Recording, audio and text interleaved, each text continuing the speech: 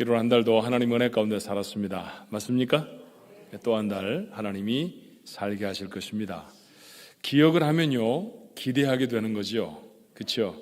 어떤 은혜를 받았는지를 기억하면 그러면 어떤 은혜를 받을 것인가 기대하게 됩니다. 이 놀라운 은혜가 우리 가족들과 되기를 축원합니다. 1854년에 미국의 피어스라고 하는 대통령이 다스리던 때인데요. 인디안의 마지막 주장인 시에를로부터 편지 한 통을 받습니다.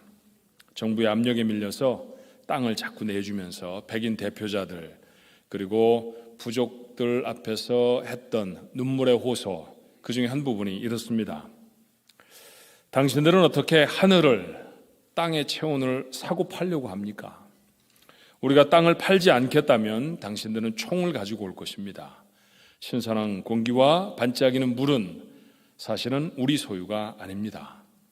당신의 모든 힘과 능력과 정성을 기울여 당신의 자녀들을 위하여 땅을 보존하고 또 신이 우리를 사랑하듯 그 땅을 사랑해 주십시오. 이 편지를 받았던 대통령이 감동을 했습니다. 그래서 그렇게 인디안들에게 사들인 땅의 이름을 시애틀이라고 정했습니다. 조금 서부의 북쪽에 있는 아름다운 도시이죠. 그 땅의 이름을 정한 것이 그 땅의 이름과 같은 이름을 가지고 있었던 추장의 간곡한 편지 때문이었다라는 얘기를 읽었어요. 한 지명을 정하는데 편지 한 장이 큰 역할을 감당한 것처럼 이 편지라는 것은 말할 수 없는 힘이 있습니다. 전화하고는 좀 다르죠. 사용할 언어를 고르고 또 고르게 됩니다. 사실 요즘은 이메일이라는 거 더 많이 보내게 되잖아요. 손글씨로 편지 보내신 적 참 많지 않죠. 저도 손글씨로 편지를 보내본 적도 까마득한 옛날 일 같고요. 그리고 그렇게 손글씨로 적어진 편지를 받은 일도 별로 없는 것 같아요. 요즘은 대부분 이메일이라는 걸로 주고받습니다. 그래도 메일이니까 단어를 쓰다가 보면 이 말 쓰는 것보다 다른 말이 좋겠다 그러면 커서만 바꾸면 돼요. 쭉 바꿔서 지우고 다시 쓰면 됩니다. 근데 그런 거 할 때마다 생각이 좀 납니다. 좀 옛날 얘기 한번 해볼까요? 옛날에 컴퓨터라는 게 없었을 때 편지 쓰다가 글자 틀리면 어떻게 하죠? 와이드아웃으로 지웁니다. 제가요 그 와이드아웃이라는 게 나왔을 때 인류가 발명한 최대 발명품이라고 생각한 적이 있었어요. 그걸 싹 지우면 하얗게 다 덮여버리고요. 나중엔 테이프식으로도 나와서 저는 울퉁불퉁하게 막 어디는 좀 뭉쳐지고 어디는 얕게 칠해지고 그랬었는데 페인트처럼이 아니라 테이프로 쫙 바르게 되는 그런 것까지 나왔었습니다. 그럼 그 위에다 글자를 새로 쓰면 뭐 깜쪽 같아요. 그게 없었을 때도 있었습니다. 어떻게 하셨나요? 설교 문구를 잘 작성해 놨는데 이 문장을 바꿨으면 좋겠습니다. 그럼 어떻게 했을까요? 저는 종이를 오리는 거죠. 작은 띠처럼 오려서 그 위에다 풀로 정석껏 붙이고 그 위에 다시 씁니다. 편지도 혹시 그렇게 보내보셨나요? 그런 일도 하기 어려웠을 때는 어떻게 하셨습니까? 편지를 쭉 써내려갔는데 그런데 글자가 틀렸거나 다시 표현하고 싶으면 구겨서 버립니다.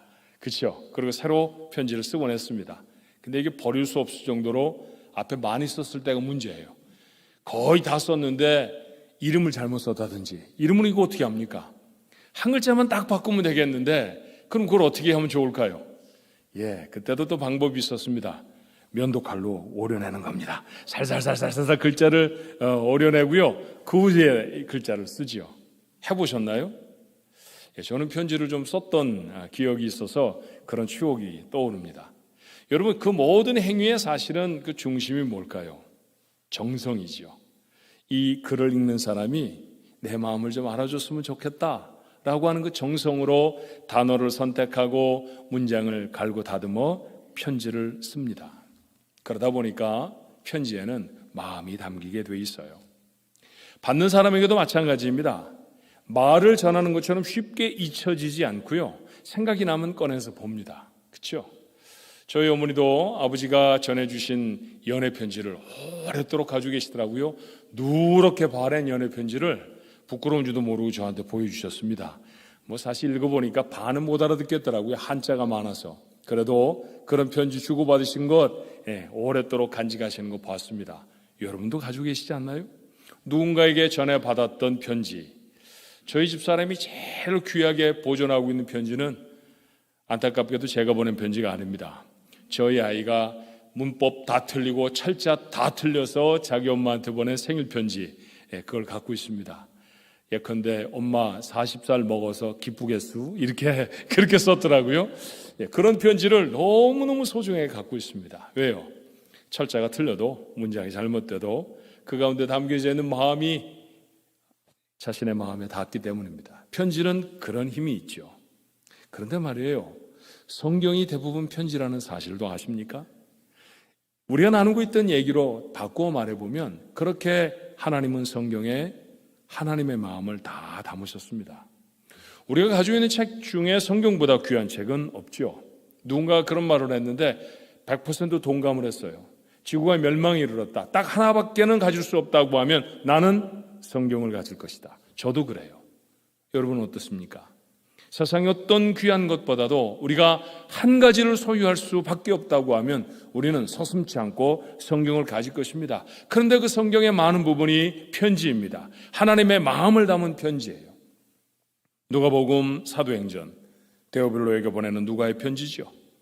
로마서는 로마인에게, 갈라디아서는 갈라디아 지방의 그리스도인들에게, 디모데 전후서는 아들 같았던 디모데에게 보내는 바울의 편지입니다. 쓴 사람은 바울이고 누가였지만 사실은 그 안에 담겨져 있는 마음은 누구의 마음입니까?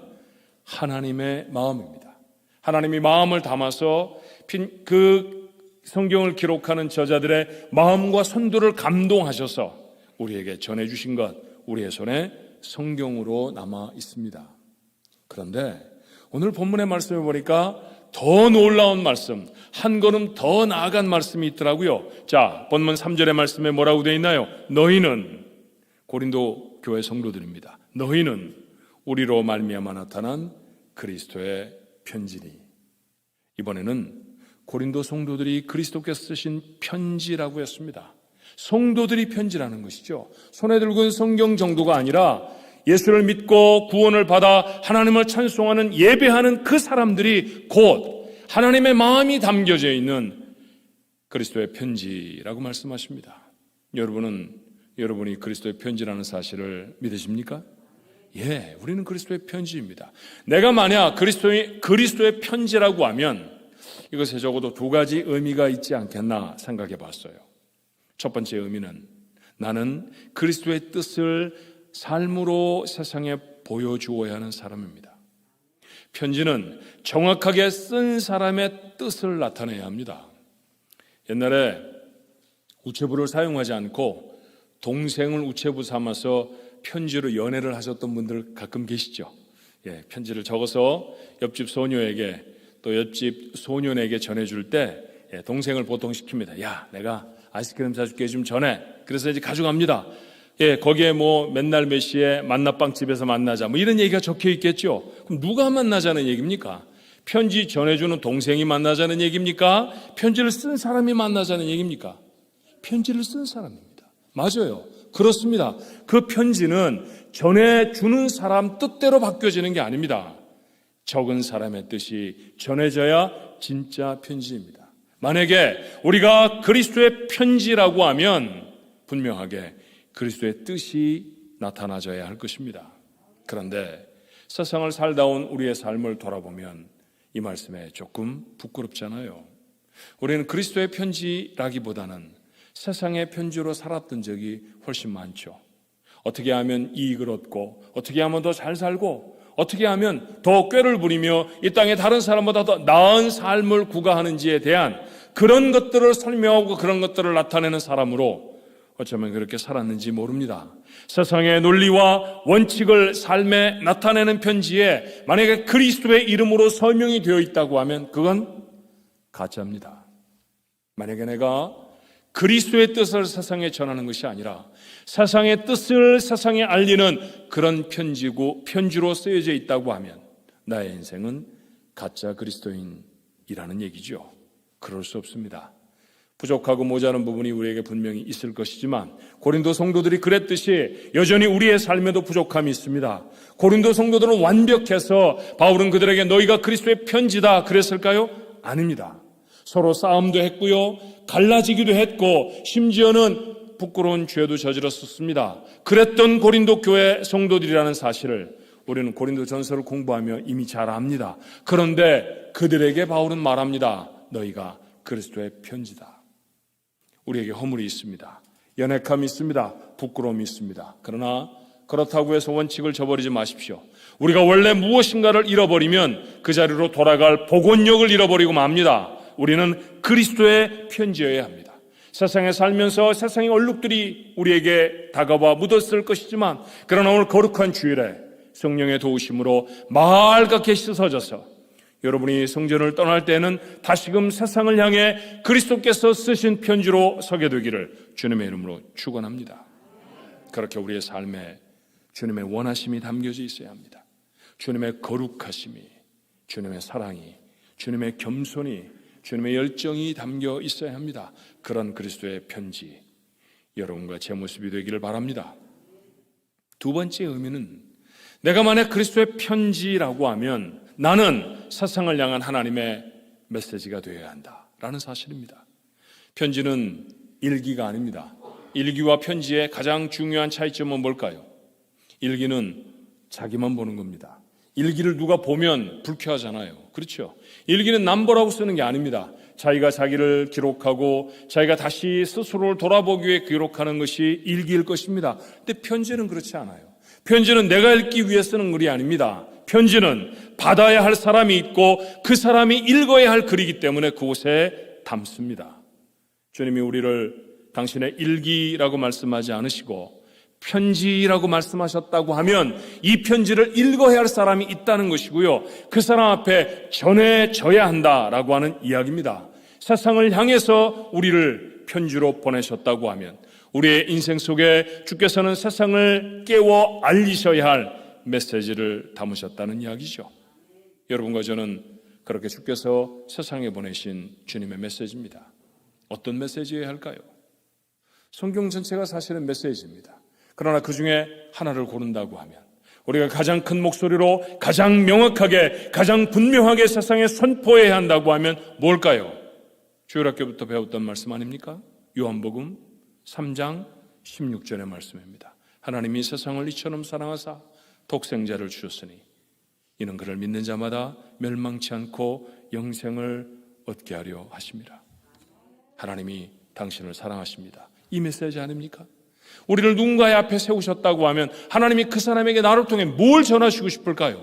하나님이 당신을 사랑하십니다. 이것 아닙니까? 티셔츠에 God is love라고 쓰고 다니는 이유가 뭘까요? 하나님이 당신을 사랑하신다는 사실을 나를 통해 보여주겠다는 의지지요. 우리를 하나님은 그렇게 보내십니다. 하나님이 당신을 사랑하셔서 하나밖에 없는 독생자를 주셨습니다. 제가 그 증거입니다. 저도 죄인이었거든요. 저도 멸망받을 사람이었거든요. 그런데 예수 그리스도를 나 때문에 세상에 보내셔서 내가 그를 믿었더니 영원히 죽을 생명, 그곳에서 나를 살리셔서 영원히 살 생명, 영생을 허락해 주셨습니다. 그게 내 삶입니다. 당신에게도 같은 사건이 일어날 줄로 믿습니다. 이걸 전하는 거죠.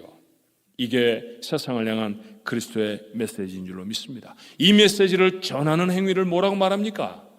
전도라고도 말하고 선교라고도 말하죠. 사실은 전도와 선교는 같은 말입니다. 좀 구분해서 사용할 때 전도는 우리가 조금 더 쉽게 다가갈 수 있는 우리 이웃들에게 전하는 그런 행동을 말한다고 하면, 선교란 조금 더 멀리 떨어져 있는 다른 나라, 다른 민족, 외국의 복음을 전하는 것, 그 정도의 구분을 가질 것입니다. 근데 사실은 의미상 큰 차이가 없어요. 모두 다 기준은 무엇입니까? 하나님의 메시지가 되어준 우리들이 세상에 나아가 그들이 나의 삶을 읽을 수 있도록 한다라는 것이죠. 맞아요. 선교란 다른 것이 아닙니다. 세상을 향한 그리스도의 편지가 되는 것입니다. 주님은 우리 중에 일부가 당신의 편지라고 말씀하지 않으십니다. 우리 모두가 다 그리스도의 편지입니다. 그렇다고 하면 복된 소식을 전하는 선교는 우리 모두의 피할 수 없는 사명인 줄로 믿습니다. 한 걸음 더 나아가 볼까요? 오늘 2절의 말씀은 이렇게 썼어요. 너희는 우리의 편지라. 그리스도의 편지라고 조금 이따가 말씀하겠습니다만, 그는 바울은 먼저 말하기를 뭐라고 말했습니까? 우리의 편지라고 했습니다. 그러니 바울과 바울의 동역자들, 복음을 고린도 교회에 전해주었던, 고린도 지역에 전해주어서 교회로 세워냈던 그 사람들이 쓴 편지라는 것이죠. 먼저 우리의 마음에 썼고 무사람들, 많은 사람들이 아는 바로 그 메시지를 너희들에게 써서 너희들이 곧 우리의 편지다, 그렇게 말합니다. 교회가 복음을 전하라고 어떤 나라나 민족에게 보내는 사람을 뭐라고 부르나요? 선교사, 그렇게 부르죠. 짧은 기간 동안에 다녀오는 사람들을 단기 선교사라고 부른다고 하면 제법 긴 세월 그곳에 체류하며 복음을 전하는 사람을 장기 선교사, 보통 이런 일들을 하는 사람을 선교사, 그렇게 부릅니다. 이번 연도에 인도에 열흘 남짓 다녀오는 사람들도 교회가 보내는 단기 선교사입니다. 교회가 파송하기 때문에 가는 것이죠. 여러분 모두의 편지가 그들이 되어져야 할 줄로 믿습니다. 그저 사람을 보내는 것이 아니라 여러분의 마음들이 그들에게 적혀져 있는 그 편지가 되어져야 한다는 거예요. 자, 이런 말입니다. 우리는 복음이 전해지지 않은 나라의 민족들을 불쌍하게 생각합니다. 사랑합니다. 그들도 복음을 알았으면, 그들도 예수 그리스도를 영접해서 하나님의 사람이 되었으면 그렇게 간절히 바라시잖아요. 그런데 그 사람들 그걸 압니까? 모릅니다. 모르니 알려줘야 하지 않습니까? 어떻게 알려줄 수 있을까요? 편지를 쓰는 것입니다. 단기 선교사들의 삶을 종이로 삼고 파송하는 성도들 교회의 사랑과 소망을 잉크로 삼아서 편지를 쓰는 것입니다. 그 내용이 무엇인가요? 여러분이 인도로 단기 선교사로 파송하는 사람들의 삶에 적은 여러분의 글은 무엇입니까? 요한복음 3장 16절 아닙니까? 하나님이 세상을 이처럼 사랑하사 독생자를 주셨으니 그를 믿는 자마다 멸망하지 않고 영생을 얻게 하려 하십니다. 하나님이 여러분을 사랑하십니다. 교회가 사랑하는 이 사람들이 이 소식을 쓴 우리의 편지입니다. 그렇게 보내는 거예요. 여러분이 단기 선교사를 파송하는 파송의 예배를 드린다고 하면 이 시간은 무엇을 하는 것입니까? 그렇게 하나님의 사랑을 그들의 삶에 기록해 보내는 일을 하고 있는 것이라는 거지요. 바울은 이 편지를 먼저 자기 마음에 썼다고 했습니다. 그래야 합니다. 방문하는 마을들, 저희들이 방문하는 마을들은 한 번도 복음이 전해지지 않은 마을들입니다. 현지 사역자들, 저희들은 평안에 예비한 사람, 그렇게 말합니다. 그 사람들이 가서 이제 미국에서 이렇게 복음을 전하기 위해 사람들이 올 것입니다.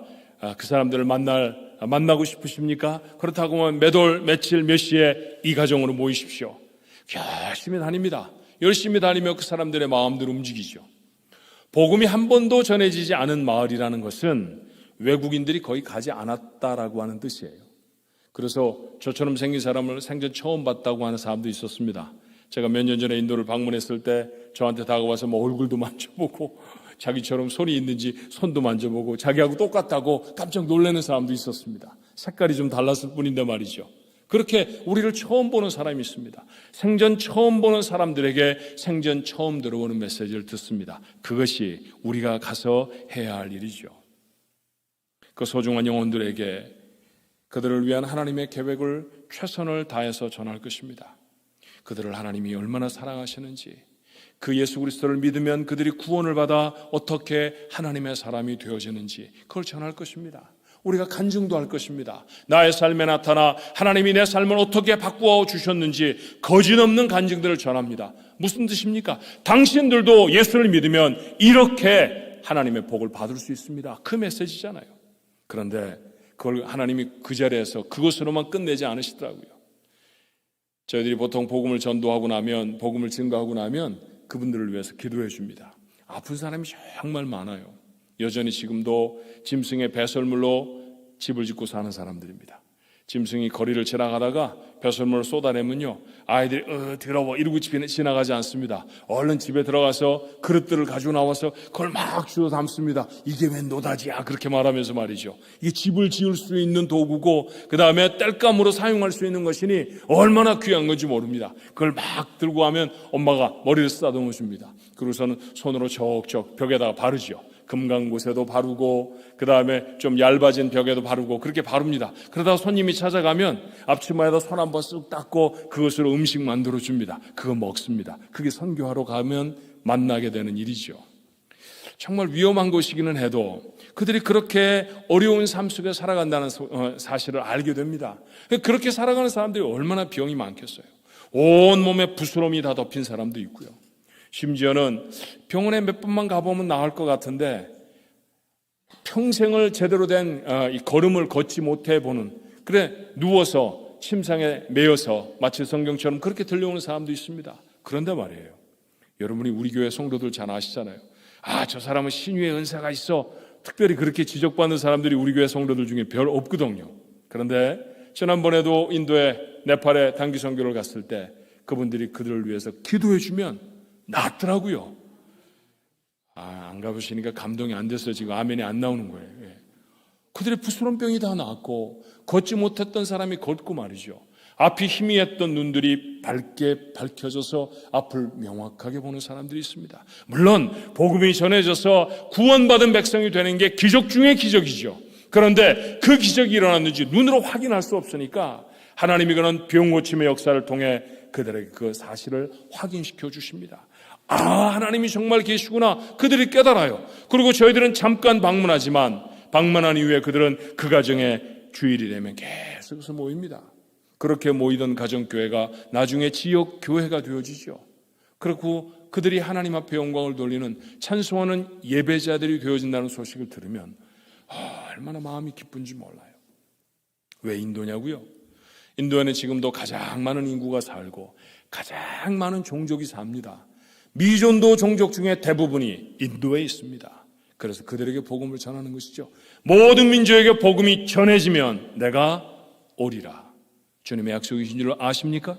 그렇게 주님의 오심을 갈망하는 그 소원을 가지고 있는 사람들이 해야 할 일은 아직도 복음이 전해지지 않은 사람들에게 그래서 나아가 복음을 증거하는 일입니다.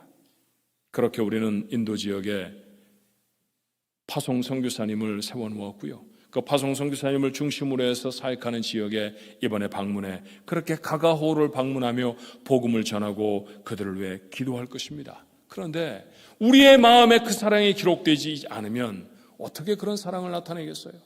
단기 선교사들로 준비하면서 저희들이 가장 열심히 했던 것 중에 하나가 무엇이냐 하면 하나님이 우리를 구원하신 그 사랑을 우리가 알게 하시고 저들을 사랑하는 마음으로 그걸 전해주게 하옵소서. 같은 마음이 여러분에게 있어야 할 줄로 믿습니다. 고린도 교회를 향해 바울이 뭐라고 말했습니까? 너희들이 나의 편지다. 인도에 파송되는 선교사들을 통해 선교사들을 바라보며 여러분이 해야 하는 말이 무엇입니까? 여러분이 인도에 보내는 우리의 편지입니다. 이건 먼저 누구의 마음에 쓰여져야 하는 편지일까요? 여러분의 마음입니다. 하나님의 사랑을 담으십시오. 하나님이 나를 얼마나 사랑하시는지, 하나님이 나를 어떻게 구원하셨는지, 이 세상의 수많은 문제와 어려움들을 우리가 만나고 살아가지만 그러나 하나님의 능력과 은혜로 어떻게 그 문제와 어려움들을 극복하게 하시는지 여러분 한두 번 체험하고 사는 게 아니지 않습니까? 그 놀라운 은혜와 사랑이 내 마음속에 먼저 담겨져야 누군가를 파송하며 그들에게 여러분의 편지를 기록할 수 있을 줄로 믿습니다. 그렇게 보내고 단 하루 그저 오늘처럼 파송 예배로 지나가는 것이 아니라 날마다 기도해 주셔야 합니다. 끊임없이 복음을 듣지 못한 사람들을 향해 관심을 가져야 합니다. 여러분 편지라는 게 그렇잖아요. 누구에게 편지를 보냈는데 그 사람이 읽든지 말든지 아무 상관이 없는 편지를 보내는 적이 있습니까? 예를 들어 카카오톡이라는 거 생각해 보십시다. 여러분 모두가 다 쓰시잖아요. 카톡이 친절하게 우리에게 알려주는 것 하나 있습니다. 제가 메시지를 보내면 옆에 번호가 딱 붙는 거예요. 한 사람에게 보내면 1 이렇게 써져 있습니다. 이제 1이라는 숫자 그게 기록되어 있으면 그 메시지를 읽었다는 얘기입니까? 안 읽었다는 얘기입니까? 아직 안 읽었다는 얘기입니다. 그럼 수시로 열어봅니다. 언제까지 열어보나요? 1이 없어질 때까지 열어봅니다. 그럼 없어지면 그때 와서 뭘 압니까? 이 사람이 내 메시지를 읽었구나 이렇게 알잖아요. 메시지를 보내면 누군가가 그것을 읽었는지를 그렇게 간절히 바랍니다. 여러분 같은 마음이어야 하지 않습니까? 여러분의 편지로 단기 선교사들을 파송했다고 하면 그 편지가 그들에게 제대로 읽혀졌는지 간절한 마음으로 하나님 앞에 기도해야 하지 않습니까? 그래서 저희들이 선교하는 기간 동안 교회 중보기도 팀이 매일 저녁 9시면 하나님 앞에 모여 기도할 것입니다. 자기 처소에들 있지만 마음으로는 함께 모이는 것이죠. 선교를 위해서 기도하는 것입니다. 왜? 그곳의 사람들에게 그 편지가 읽혀지도록요. 이 일에 동참하는 우리 가족들 되어지시기를 주님의 이름으로 부탁합니다. 선교사를 파송한다는 것은 어떤 민족, 어떤 나라를 향해 내 심장으로 편지를 쓰는 것입니다. 단기 선교를 파송할 때마다 여러분 그 사실을 확인하십시오. 이거 올해 한 번 하고 마는 게 아닙니다. 오랜만에 하는 일이기는 해도 우리 교회가 늘 하던 사역 중에 하나였습니다. 올해 이제 인도로 시작해서 터키에도 우리가 선교사를 파송할 것이고요.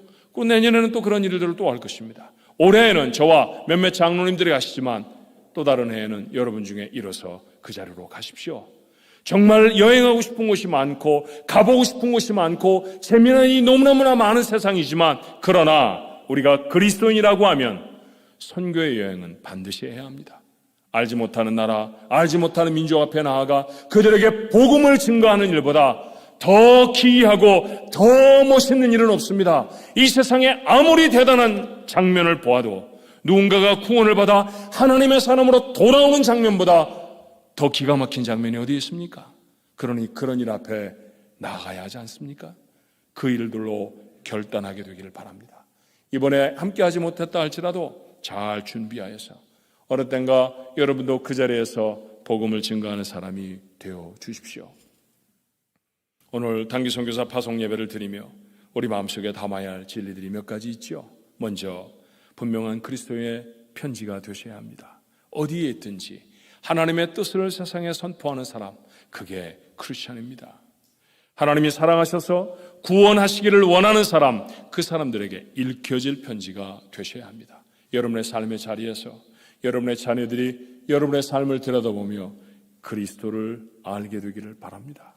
여러분의 이웃들이, 함께 일하는 직장 동료들이, 여러분의 친척들이, 그리고 나아가 여러분의 자리를 떠나서 어떤 곳인가에가 복음을 증거하는 그리스도의 편지가 되어질 때 그 편지를 읽는 사람들이 그 읽음으로 주께로 돌아오는 역사가 우리 가족들을 통해 일어나기를 바랍니다. 그리고 오늘 특별히 이런 메시지를 나누는 까닭이 이제 이번 주간에 저희들이 인도에 단기 선교로 파송이 되어지는데 그 파송되어지는 사람들을 위해서 여러분들이 기도해 주시기를 바랍니다.